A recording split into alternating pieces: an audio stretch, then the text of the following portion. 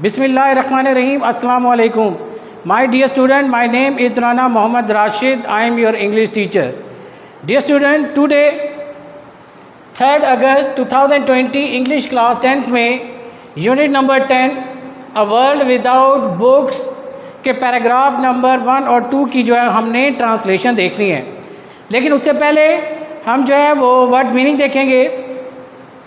Recounted बयान की, turn तना हुआ, कंसंट्रेशन तवज्जो, फ्रस्ट्रेशन इस्तराब, रेवलेशन इंकिशाफ, रिजॉल्व सुलझी, डिलीशियसली खुशगवार हद तक, कनेक्शन ताल्लुक राब्ता, फ्रीक्वेंटली अक्सर, एब्सर्ड बेतुका, डिमाइज जवाल, रिप्लेस जगह लेना, इन्वेंशन इजादात, निगेट नफ़ी करना, complexities पेचीदियाँ।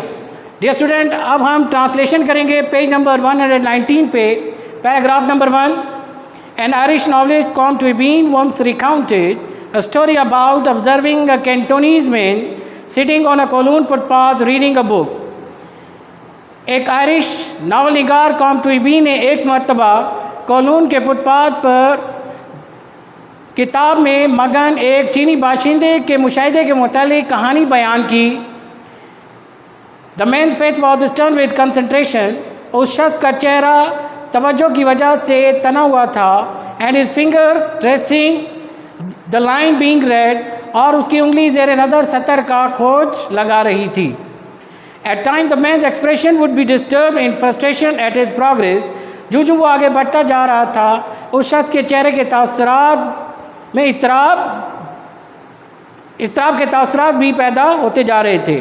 Finally the reader looked up at the sky while his face was beaming. बिलाखिर कारी ने आसमान की जानिब देखा और उस दौरान उसका चेहरा खुशी से चमक रहा था। It doesn't matter whether it was because of a certain joy with the act of reading, or revelation from what was written, or delight at how the story resolved. इस बात की अहमियत नहीं है कि आया कि ये वजह से था कि पढ़ने के अमल से मिलने वाली अचानक खुशी की वजह से था, या जो कुछ लिखा था उसका इंकिशाफ, या जिस तरह कहानी सुलझी उसकी खुशी।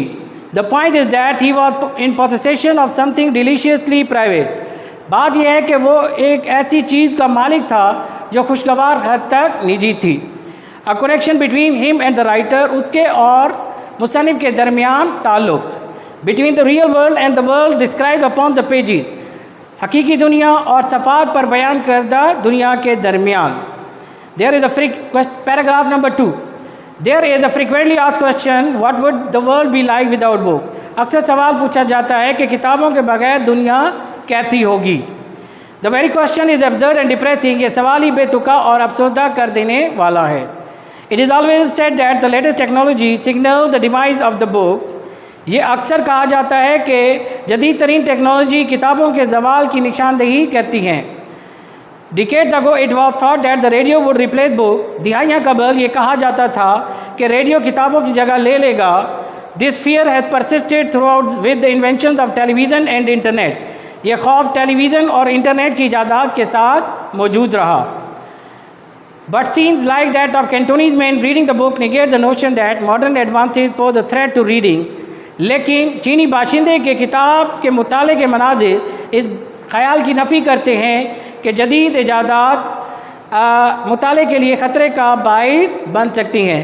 Books are themselves a form of technology. किताबें बज़ाते खुद टेक्नोलॉजी की एक सूरत हैं।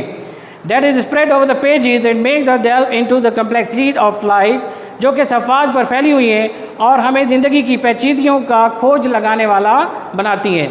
डियर स्टूडेंट, ये थी यूनिट नंबर 10 के पैराग्राफ नंबर 1 और 2 की ट्रांसलेशन। आई होप कि आप इनको बुक को फिल करते जाएंगे साथ साथ। उसके बावजूद अगर कोई बात समझ में नहीं आती तो आप व्हाट्सएप पर मुझसे रब्ता कर सकते हैं। अल्लाह हाफिज़।